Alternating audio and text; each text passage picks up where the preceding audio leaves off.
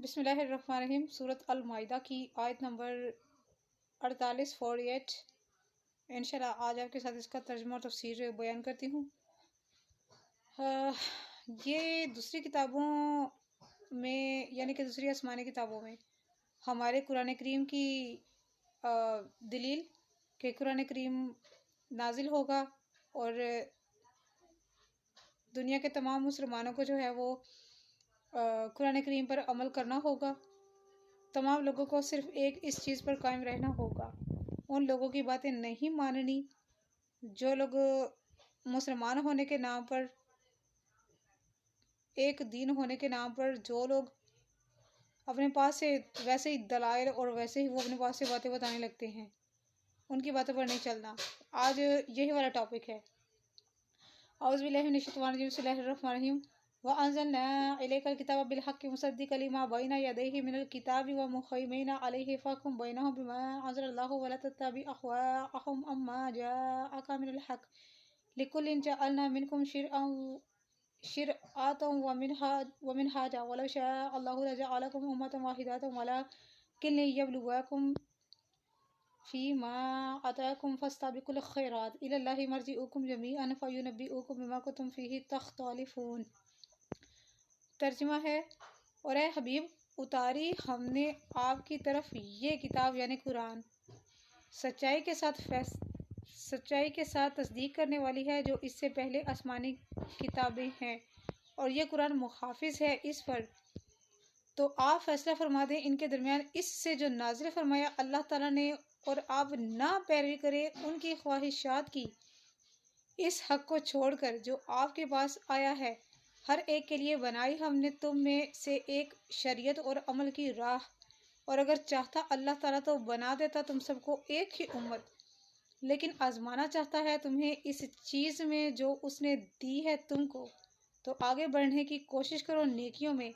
अल्लाह की तरफ ही लौट कर आना है तुम सब ने, फिर वो आगाह कर देगा तुम्हें जिन बातों में तुम झगड़ा करते थे।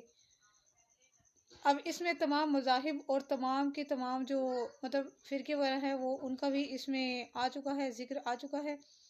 और वो इस तरह करके कि जब अल्लाह ताला ने कुरान करीम में बार बार फरमा दिया है कि कुरान की दलील के अलावा और कोई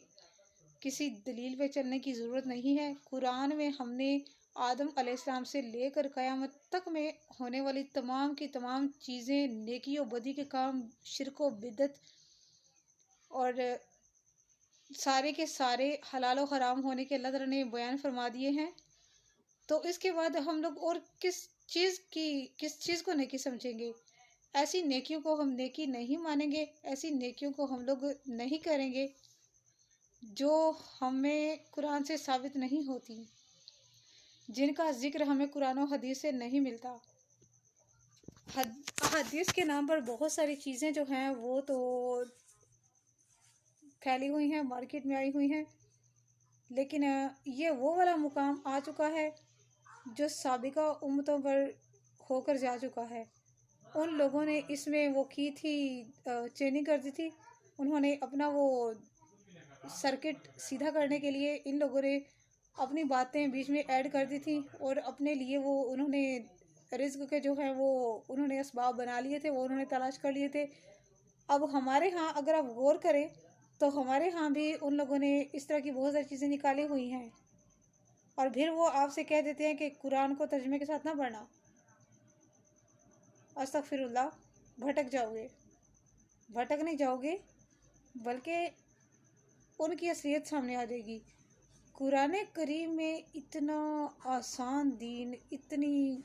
छूट हमें हासिल है कि हम लोग बजाय इसके कि लोगों को हम लोग खिलाते रहें, लोगों को खिलाना है, लेकिन वो मैं बार बार आपको बताती रहती हूँ, हर सूरत में तकरीबन हर जगह पर बताती रहती हूँ। खिलाना है लोगों को आपने, लेकिन वो किस तरह करके खिलाना है वो भी मैं आपको बता चुकी हूँ। वहीं जाके हज़ारों लाखों की तादाद में आपने ख़र्चे नहीं करने, उतने करने हैं। अगर आप घर में 1 या 2-4 किलो या दर्जन केले लेके आते हैं, सेब लेके आते हैं, माल्टे लेके आते हैं, अगर आप उनमें से 2 या 3 सामने वाले को दे दो तो क्या होगा? ये सदका होगा। اور صدقہ عمر کو بڑھاتا ہے، اور یہ ہمارے اندر ہمیں برکتیں بھی اللہ تعالیٰ دیتا ہے صدقے کی بدولت، کیونکہ اس سے بہت ساری احادیث، بہت ساری چیزیں اس چیز سے ثابت ہیں، اور وہ یہ والی ثابت ہیں کہ صدقہ کرنے سے اللہ تعالیٰ ہمیں غائبانہ انلمیٹڈ اللہ تعالیٰ انشاءاللہ رزق دے گا۔ تو بجائے اس کے کہ آپ دین کے نام پہ لوگوں کو کھلاؤ، دین کے نام پہ آپ نیکی جان کر خرچہ کرو، وہ پوچھ ہوگی آپ سے، وہ آپ کا حرام جائے گا، وہ حلال نہیں جا رہا آپ کا، وہ حرام ہی جانا ہے، کیونکہ جو چیز ظاہر ہے، جو نیکی، جو صدقہ قرآن و سنت سے، قرآن و حدیث سے ثابت نہیں ہے، کیا آپ اس کو وہ کریں گے؟ ایسی نیکی کو آپ ترجیح دیں گے کہ یہ ہم نے کرنی ہے، اگر ہم نے نہ کی تو ہمیں گناہ ہوگا؟ ایسا کچھ نہیں ہے، ساری نیکیاں قرآن کریم سے ظاہر ہیں، یہاں سے وہ ہیں، جاؤ بڑھ جاؤ۔ اور کیونکہ اب دیکھیں نا، جس طرح کر کے یہ مکسنگ کر رہے ہیں، جس طرح کر کے یہ لوگ دین میں مکسنگ کر رہے ہیں، آج کل کے لوگ، ہمارے امت مسلمہ لوگ کر رہے ہیں، تو وہ صرف اپنے لیول کے حساب سے، جو میرے جیسے لوگ جو پڑھے لکھے نہیں ہوتے، ہم لوگ ان کی باتوں پہ لگ جاتے ہیں۔ ہمیں ایسا نہیں کرنا چاہیے، ہمیں نہیں لگنا چاہیے، کیونکہ قرآن سے سارا کچھ ثابت ہے، قرآن کافی ہے، قرآن میں جو کچھ ہے وہ بہت ہے، ہم لوگ اس کو ہی نہیں سنبھال سکتے،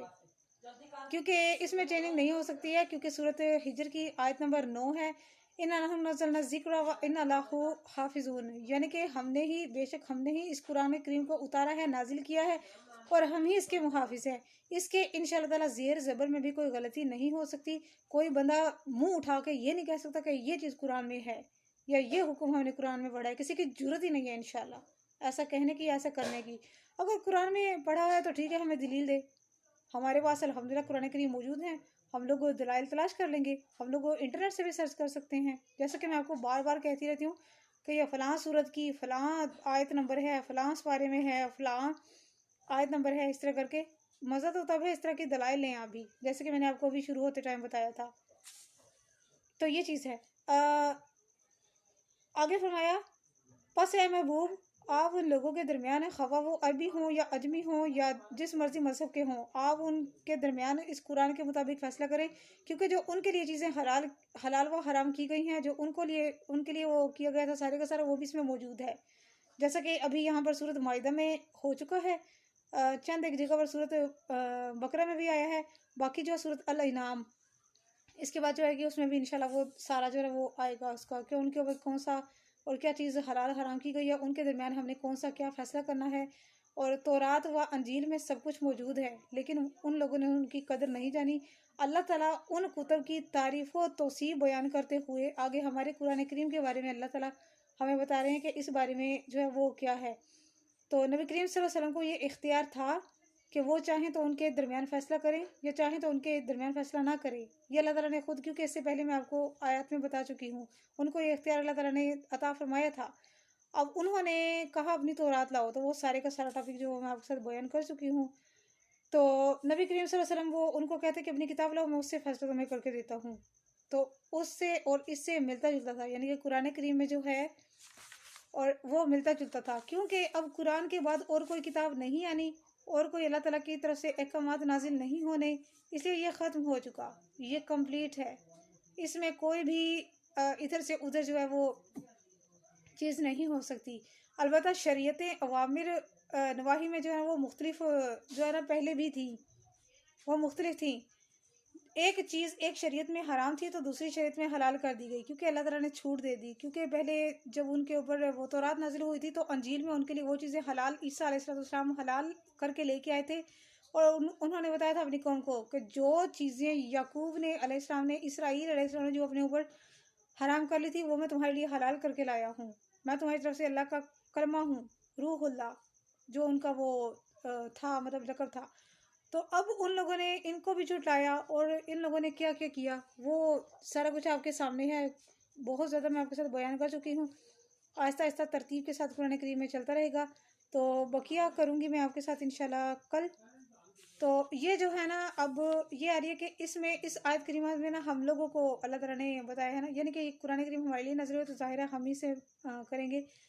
تو اللہ تعالیٰ نے ہمیں فرمایا کہ دوسری امتوں سے زیادہ تم لوگ سبقت لے جانے کی کوشش کرو. تو صدقہ جاریہ کی نیت سے شیئر کر دیجیے گا. جزاک اللہ خیر.